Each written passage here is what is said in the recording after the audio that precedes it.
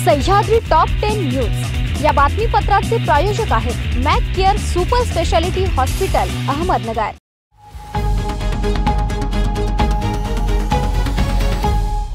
नमस्कार, मी निर्जला। न्यूज 24 सह्याद्रीमध्ये तुमचं स्वागत। पाहत अहिल्यानगर जिल्ह्यातील महत्त्वपूर्ण बातम्यांचा आढावा सह्याद्री टॉप 10 मध्ये। लोकनेते मारुतीराव घुले पाटील यांनी ज्ञानेश्वर सहकारी साखर कारखान्याचे चालू हंगामात 12.5 लाख मेट्रिक टन ऊस गळपाचे उद्दिष्ट ठेवले आहेत। सिरप व बी हेवी मालासेपासून 2.5 कोटी लिटर इथेनॉलची निर्मिती करणार असल्याची माहिती कारखान्याचे अध्यक्ष माजी आमदार नरेंद्र घुले पाटील यांनी दिली आहे।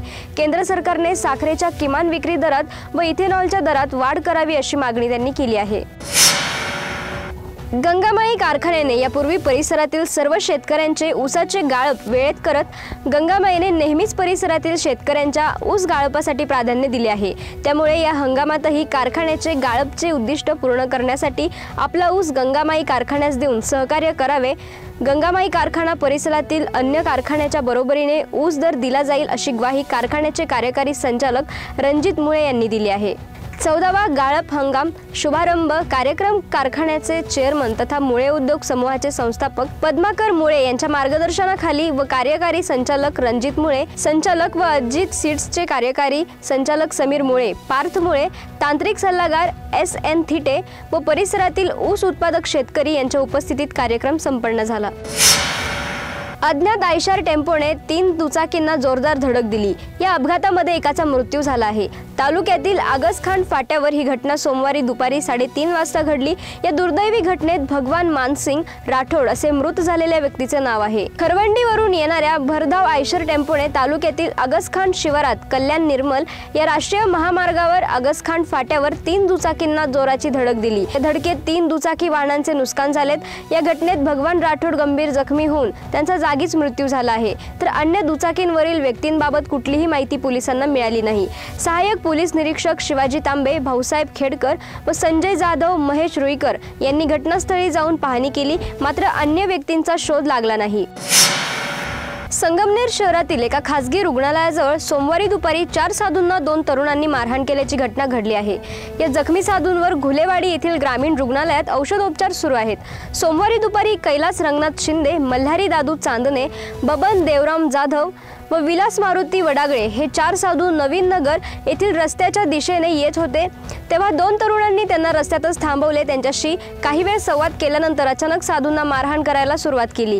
तेव्हा ते जीव वाचवण्यासाठी इकडे तिकडे पळण्यासाठी प्रयत्न करू लागले व हा प्रकार रस्त्याने ये जा करणाऱ्यांनी बघितल्यावर साधूंना धीर देत औषधोपचारासाठी घुलेवाडी ग्रामीण रुग्णालयात दाखल केले।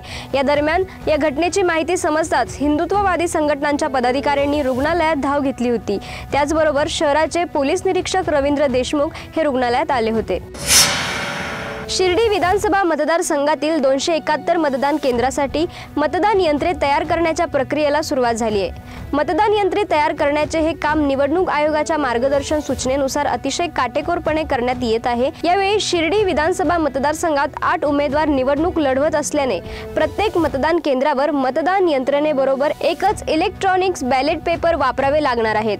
शिर्डी मतदारसंघात एक सहाय्यकारी मतदान केंद्रासह 271 मतदान केंद्र आहेत। यासाठी मतदान यंत्रे जुळवणी करण्याचे काम राहता तालुका प्रशासकीय भवन येथे सुरू झाले। सह्याद्री टॉप 10 मध्ये घेऊयात एक छोटीशी विश्रांती।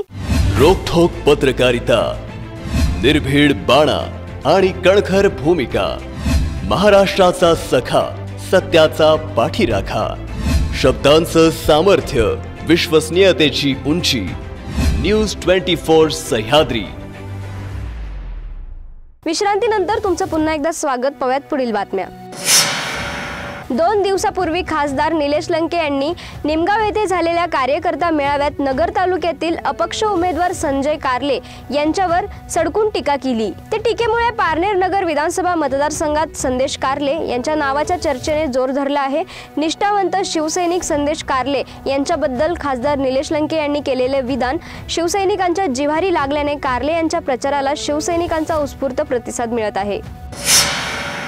नेवासा तालुक्याच्या विकासासाठी परिवर्तन घडवा, महायुतीचे उमेदवार विठ्ठलराव लंघे यांना विजयी करा व महायुतीचे सरकार येताच ज्ञानेश्वर सृष्टी आणि अहिल्यादेवी स्मारकाचे काम हाती घेतले जाईल अशी ग्वाही मुख्यमंत्री एकनाथ शिंदे यांनी दिली।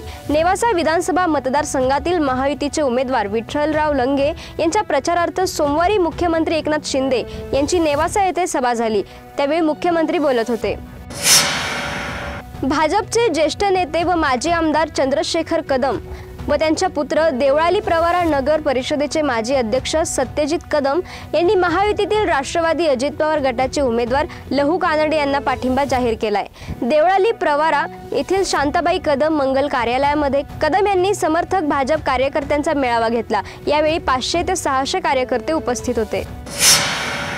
जनतेला विकासाची जी काही आश्वासने दिली त्यापैकी बहुतांश आश्वासने पूर्ण झाली आहेत। उर्वरित काम पूर्णत्वाच्या मार्गावर आहे। मतदारसंघातील ग्रामीण भागासह शहरातील प्रत्येक भागात उत्स्फूर्त प्रतिसाद मिळत आहे।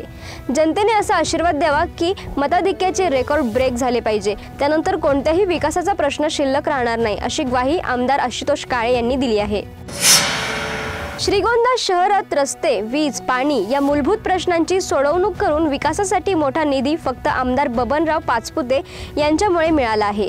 यामुळे शहराचा चेहरामोहरा बदलला आहे असे प्रतिपादन माजी नगरसेवक बापूसाहेब गोरे यांनी केले। श्रीगोंदा शहरात महायुतीचे उमेदवार विक्रम पाचपुते यांची प्रचार फेरी झाली। यावेळी ते बोलत होते। सह्याद्री टॉप 10 मध्ये इथेच थांबतोय, मात्र तुम्ही पाहत राहा news 24 Sahyadri. Sahyadri top 10 news या बातमीपत्राचे प्रायोजक होते Mac care super speciality hospital Ahmednagar. शब्दांचं सामर्थ्य, विश्वसनीयतेची उंची, न्यूज 24 सह्याद्री।